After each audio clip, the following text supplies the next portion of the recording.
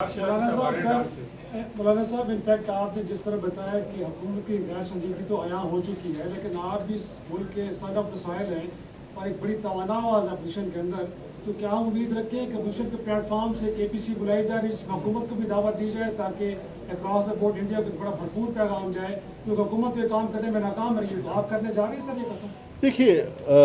حکومت کرے ہم کریں، یہ سوال جب پیدا ہوتا ہے تو یہی تقسیم کا سبب بنتا ہے۔ اس وقت تو حکومت کو کرنا چاہیے سارا کچھ، اور اگر حکومت خاموش ہے، اپوزیشن اجلاس بلا لیتی ہے، یہ بھی ایک تقسیم کا علامت بنتی ہے۔ تو میری رائے میں یہ سارے سٹیپس جو ہیں اس وقت حکومت کو اٹھانے چاہیے تھیں، اور ہم اگر اٹھائیں گے ہم تو کل بھی اٹھا سکتے ہیں، ہمارا کوئی مسئلہ نہیں ہے۔ ہم نے تو سب سے پہلے بیان دیا کہ آج پاکستانی قوم ایک صف ہے، اور ہم اپنے وطن عزیز کی دفاع پورے ایک قومی قوت کے ساتھ اور سوچ کے ساتھ کریں گے، اور اس سے ایک یکجہتی کی فضا بنی ہے، یقیناً بنی ہے، تو اس کو سبوتار نہ کیا جائے۔ غیر سنجیدگی سے یقیناً پھر داخلی معاملات چھڑیں گے، تنقید ہوگی حکومت پر، اور وہ یکجہتی ختم ہوگی۔ مولانا صاحب، نورین جنجوا جیل سے مولانا صاحب، کے پی کے میں آپ لوگوں کی بڑی نمائندگی ہے۔ کے پی کے میں جو حالات قابو سے باہر ہو رہے ہیں اور جو دوسرے جو دہشت گرد خارجی اندر آ رہے ہیں اور کافی حد تک اندر آ چکے ہیں، آپ کی پارٹی اس کو کیسے دیکھتی ہے؟ آپ کیا سمجھ رہے ہیں، اس کا کیا حال ہے؟ دیکھیے، میں نے پہلے بھی یہی بات کہی کہ ایک طرف ہندوستان کی جارحیت،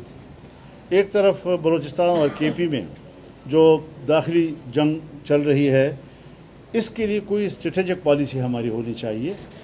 اور سیاسی لوگوں کو انوالو کرنا چاہیے اس میں، تاکہ ہم اس کے لیے راستے نکالیں۔ اور اگر ایک طرف ہماری پوزیشن جو ہے وہ بہت سنجیدہ ہے تو دوسرے اطراف پر ہمیں ایک کام کرنا چاہیے، محنت کرنی چاہیے، تاکہ ہم جہت جنگ میں نہ الجھے رہیں، ورنہ ہندوستان ہماری اس کمزوری کا فائدہ اٹھائے گا۔ جی مولانا صاحب، پی ٹی آئی نے 7 مئی کو اے پی سی بلائی ہے لاہور میں، آپ کو دعوت آئی ہے؟ اگر آتی ہے تو آپ پی ٹی آئی کی اے پی سی میں جائیں؟ مجھے خبر آئی ہے، دعوت نہیں ہے۔ مولانا صاحب، اس حوالے سے آپ ہمیشہ یکجہتی پر یقین رکھتے ہیں اور ساری سیاسی اور جمہوری قوتوں کو اکٹھا کرنے میں بھی مصروف رہتے ہیں، میاں نواز شریف کے ساتھ اس حساس معاملے پہ کوئی رابطہ کریں گے؟ اگر تو کوئی ایسی تجویز سنجیدہ طور پر سامنے آ جاتی ہے کہ ہم اے پی سی بلاتے ہیں، تو پھر تو میرے خیال میں ان کو بھی شریک ہونا چاہیے۔ وہ بھی پاکستان کے ایک اہم شخصیت ہیں، 3 دفعہ وزیر اعظم رہ چکے ہیں، تو ان کی شخصیت اور ان کی اہمیت سے تو ہم انکار نہیں کریں گے۔ مولانا صاحب یہ بتا دیں کہ یقیناً آپ کی حال صرف پاکستانی بلکہ پورے خطے میں جمعیت علماء اسلام کو ہم دیکھتے ہیں ایک مضبوط اور ایک مقبول جماعت ہے۔ اس وقت جو خطے کی صورتحال ہے اور کشیدگی بڑھتی جا رہی ہے، آپ ایز اے ہول بھارت کی جو بی جے پی اور کانگریس کی قیادت ہے، آپ یہ سمجھے کہ اس وقت جو ہے آپ خطے میں اپنی جمعیت علماء اسلام اس کی نمائندگی، اس کو کیا پیغام دینا چاہیں گے اس صورتحال پر خطے کے؟ میرے خیال میں مودی جی جو ہیں، جو فرقہ پرست ہے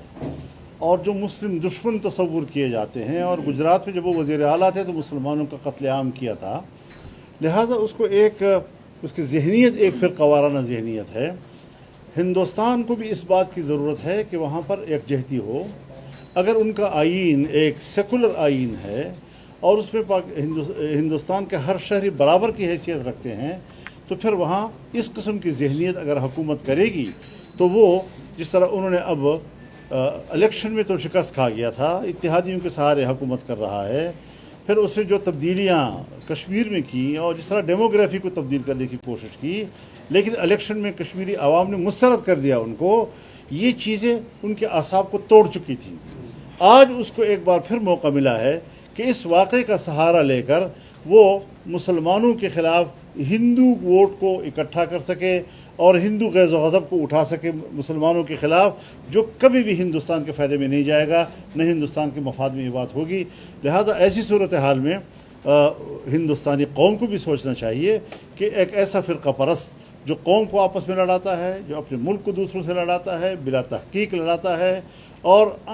اندھاپن الزامات لگا رہا ہے، اس صورتحال میں میرے خیال میں اس وقت وہاں جو اپوزیشن کا رول ہے حکومت کے حوالے سے، جو اس کو یکجہتی نہیں مل رہی ہے، اتفاق رائے نہیں مل رہا ہے، اس کی یہی وجوہات ہے۔ بہت شکریہ۔